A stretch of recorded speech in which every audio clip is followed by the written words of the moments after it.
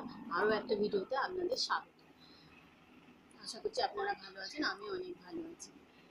তো সর্বপ্রথমেই জানাই happy independence day আমার তরফ থেকে। তো আজ দুপুরে কি কি রান্না করলাম চলো তোমাদেরকে দেখাই।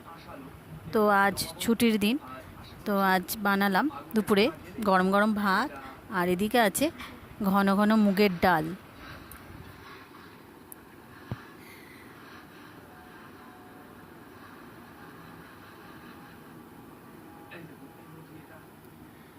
আর এদিকে বানিয়েছি চিকেন কষা।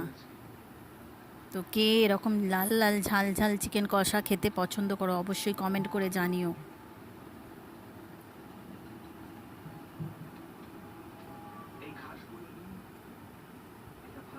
আর করেছি আমড়ার চাটনি